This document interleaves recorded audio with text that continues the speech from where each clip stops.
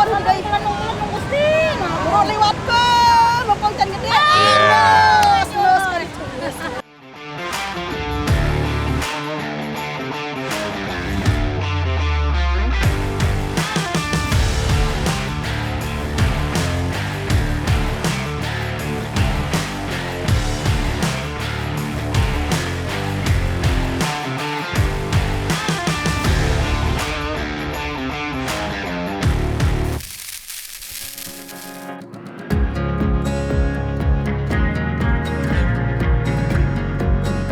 Hey there, fellow nomad.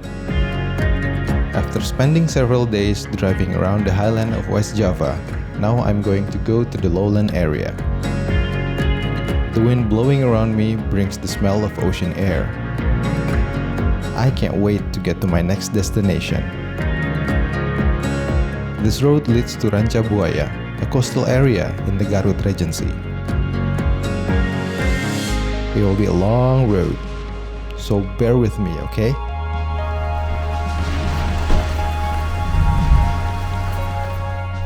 I don't think I would find any other toilet on my next destination, so best thing to do is to find a most civilized toilet along the way, which is normally it's located on a petrol station like this.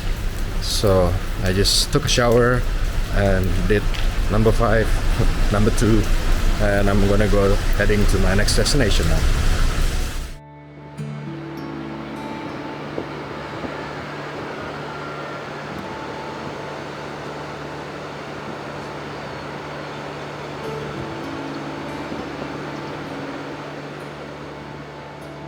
The sound of ocean wave accompanying me to dreamland last night.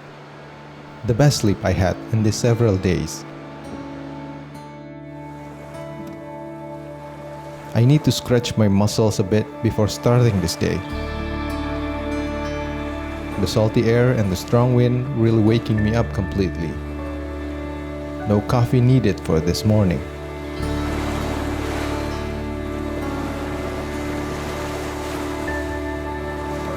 The wave crashing in front of me is not a friendly one. They came from the vast Indian Ocean. Raging ocean made the best sailor, they say, or in Ranca Buaya case, raging ocean made the best fisherman. People around here mostly depending on this raging water. They do their fishing from the beach area to the middle of the ocean. The ocean been nurturing these people. I bet they have a lot of stories about their relationship with Mother Ocean. I'd like to know them better. Let's walk around then. Hopefully we'll meet something interesting along the beach. Pak, ini habis mancing apa, Pak? Oh, ini dapat yang jala. Oh, ini apa? Jala apa? Lobster? Lobster. Oh, ini saya beli boleh nggak, Pak? Boleh. Boleh. Berapa nih, Pak, kalau segini, Pak? 175. 175? Iya. Oke, coba. Ini boleh dikeluarin nggak, Pak, satu, Pak? Iya, boleh. Oh, ini bagus nih. Dagingnya kayaknya banyak yang ini Iya, ya? banyak.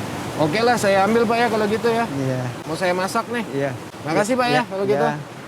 I just bought these few lobsters from a local fisherman, and I actually plan to cook this. I have no idea yet how I'm gonna cook them, but I think I'll improvise on my stove.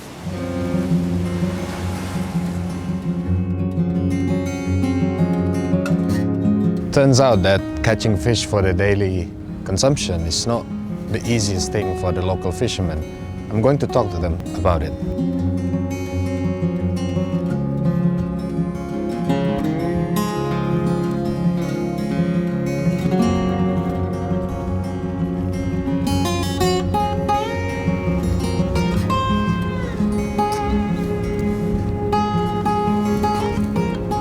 Pak, nangkap apa, Pak? Nangkap ikan. Dapat ikan apaan? Teri. Oh, teri ini nangkapnya. Sehari dapat berapa, Pak? Ikan gini, terinya? 100 ada? Nggak nyampe ya?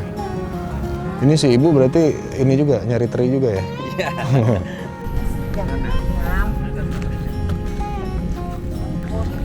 Biasanya dimasak apa, Bu? Goreng. Goreng aja, pakai sambal, enak.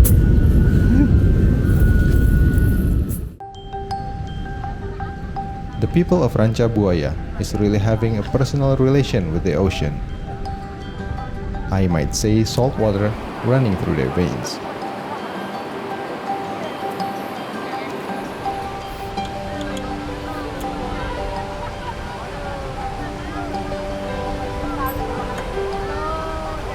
What's with all these festivities?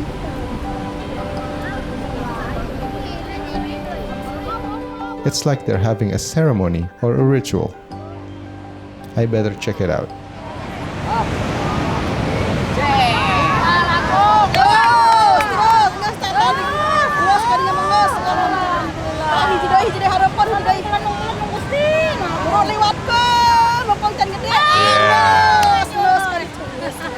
Keluarganya Bu ya? Keluarganya. Alhamdulillah. Ini selalu diantar gini Bu ya? Setiap kali ke laut selalu diantar ya? Iya. Oh gitu. Ada tenggelam. Kenapa? Iya tenggelam. Oh. Makanya setiap kali melaut baru diantar gitu. Oh. Pelepasan lah gitu Pak ya? Ada ini kayak pelepasan gitu. Kalau ada yang pulang, pasti kalau menyeberang ke sana pasti ramai. Okay. It's quite nice actually to see the traditional way of these people releasing their family to go to the ocean because they might not see their family ever again. So this is what they do. Every time a fisherman goes for fishing to the open sea. Experiencing the intimacy between the people of Ranca Buaya and the ocean bring my memory to a good friend of mine from Cisadon, Mr. Philemon. He was very clear about how he tried to live in harmony with the nature around him. Om Philemon tuh menjaga tempat ini supaya tidak overcrowded Om ya. Betul. Namanya kita mau get away dari kota yang penuh kayak Keramaian. Jakarta, keramaian kan. Iya. Kalau kesini terus rame lagi ya buat apa juga gitu Betul. kan. Terus kalau orangnya rame, nanti kita akan tambah bangunan-bangunan lain. Betul. Nah itu yang kita nggak mau. Nanti burung-burungnya jadi nggak bunyi lagi. Kan di sini kita numpang. Betul. Numpang di rumah binatang.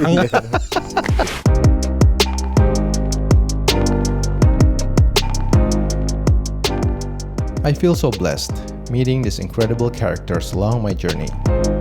Their words and perspective towards life and environment can really reshape my mind and my life. After a thoughtful morning, next, I plan to do some adrenaline-pumping day. Stay around!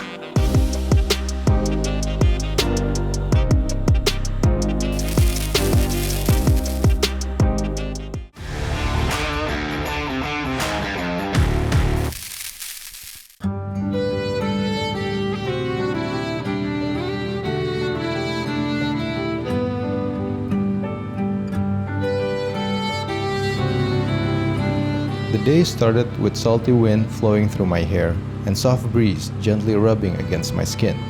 This kind of condition will be wasted if I just laying around in the beach. The sand calling out for me and my vehicle. I can't wait to experience the adrenaline today. I've had my morning coffee. Now it's about time to explore this area.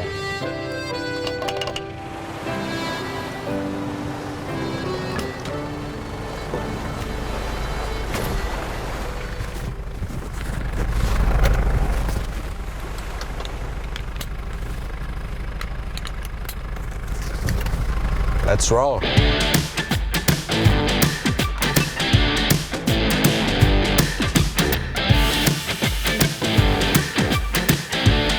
Driving everywhere might just be the same activities, pushing your feet through pedals, shifting gears, and moving around the steering wheel. The difference will happen when you open the window, let the wind blowing the scent of the area. That will make you present, being there, experiencing the surrounding. The view from the windshield will be a visual theater for enhancing the experience. Driving in a beach felt a bit like driving in the desert. Here's some driving tip. First, reduce your tire air pressure. You will give wider surface area to grip the sand. Second, watch the tide. You don't want the vehicle to be stuck between the dry land and the ocean. Third, don't fight your steering wheel. go with it as the boatmen go with the wave. The beach is a windy place. The wind is blowing sands to your vehicle. It is quite a dangerous condition for your car parts. The sand will go into the engine belt, brake pads and caliper. Make sure you clean up your vehicle afterwards. I am now driving in this savanna. Like, you can only see savanna till the horizon, and it's a nice feeling to actually drive alone in one car with no one else on your left or right. Only a few cows watching me. I guess they must be wondering, what am I doing here? What is that greenish car doing alone in the middle of a savanna? And the trail itself, it's not the most challenging trail, but it's fun. It's easy to drive. It's you have to be careful though, because you won't notice. Oh, see what I just told you. You didn't see anything in front of you because it's just a plain savanna.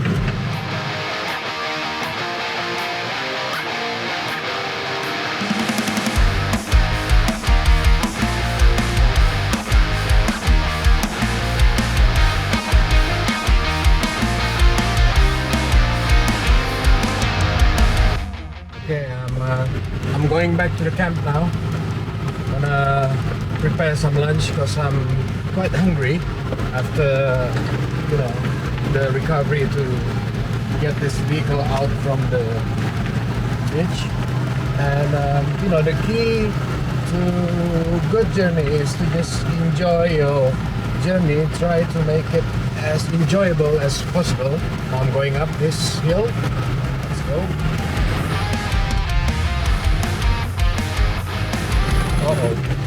Stuck again. I'm gonna see what obstacle is actually in front of me.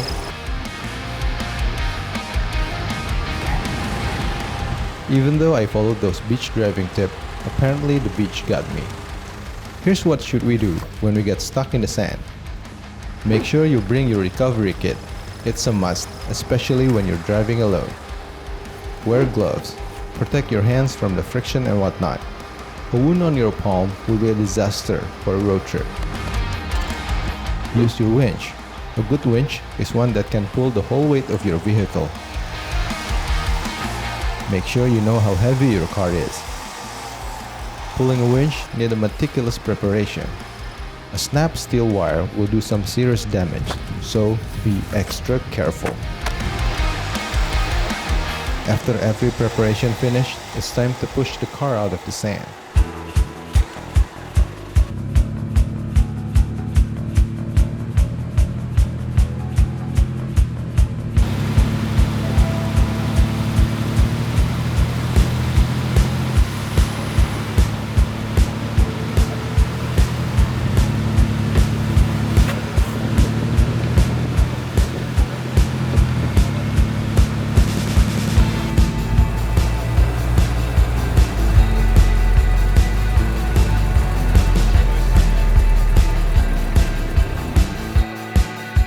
I'm finally up on the hill now. I made it, and I'm on top of the hill. So what I'm going to do now, I'm going to release the winch and put everything back into the back of my car and then continue to the campsite.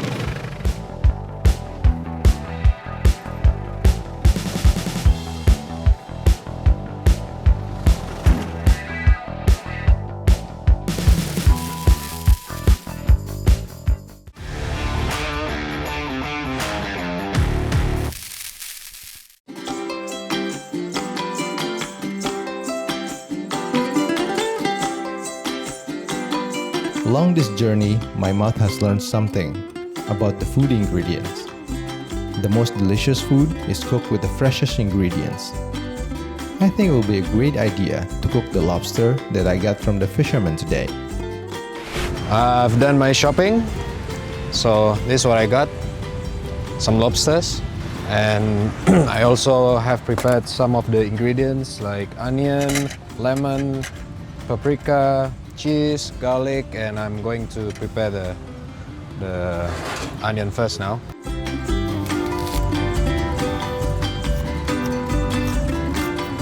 You're supposed to dice the onion.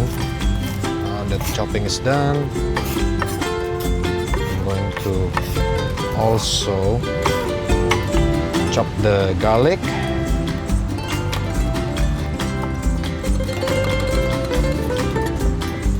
Some lemons for the end of the cooking.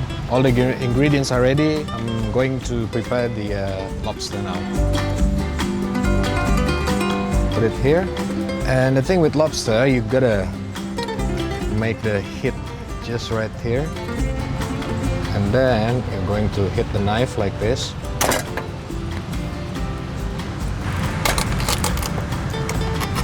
Okay. And then the other way around to the front like this. And then to the front. 3, 2, 1, go.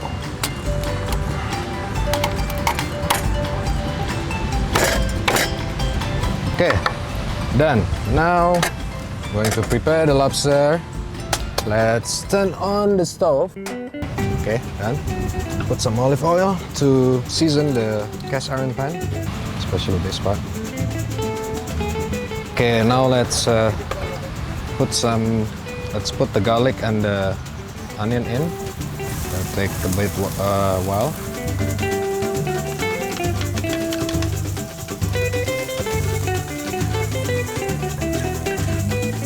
Oh, it smells nice. I'm hungry now. Right, I'm going to put the lobster in now. I'm gonna scoop it with a spoon.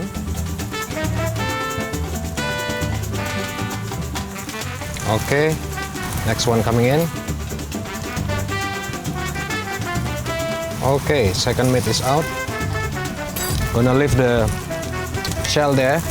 Gonna cook it for later presentation.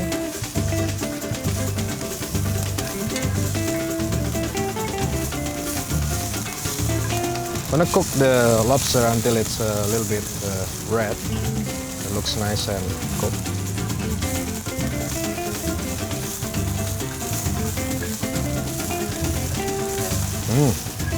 Smells awesome. Okay, and then I already prepared another white sauce in here before. I prepared this white sauce already. I'm just gonna put this all in.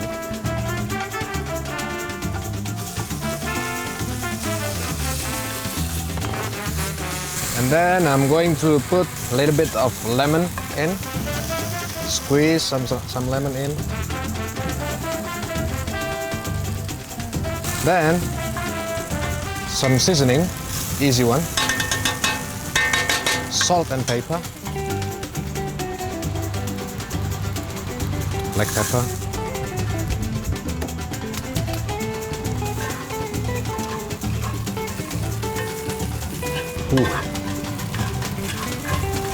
Okay, almost done. Now what you need to do, I'm going to put the meat inside the shell and then put the shell back in here. There you go. Okay, I'm just gonna put the shell inside here.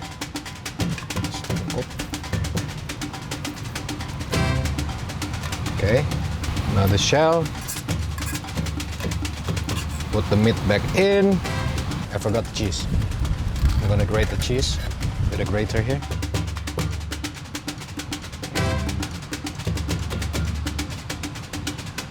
Alright, I'm done with the cheese. Now I'm going to cover this thing with a plate. About 3 minutes, probably less than 3 minutes. Put it on medium fire. Okay, I think it's done and smelling good. So one thing left to do is to eat now.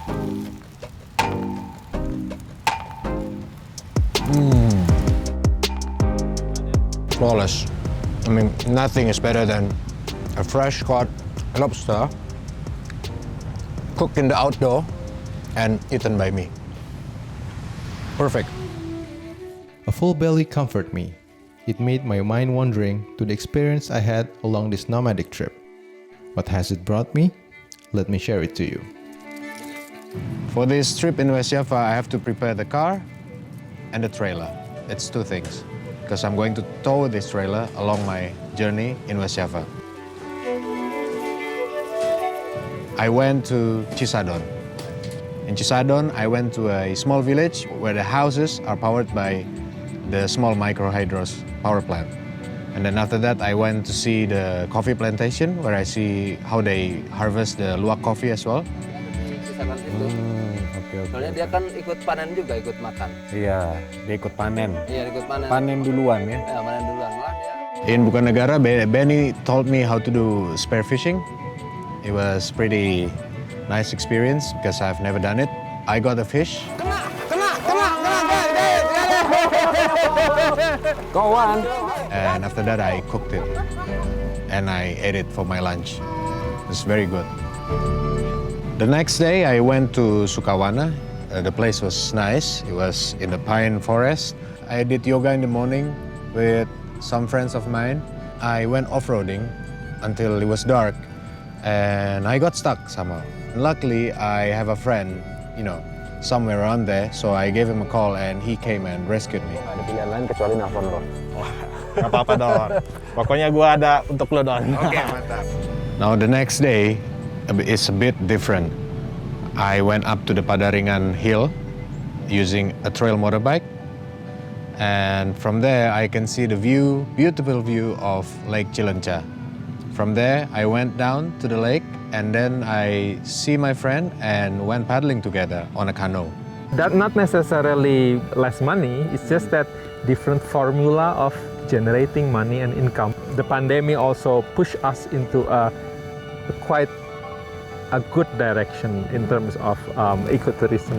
Here in south coast of West Java, I camped next to a fisherman village, and that morning I saw a lot of people coming to the beach close to where I camped, and I actually saw them doing a deliverance to their family who was going fishing for a couple of days.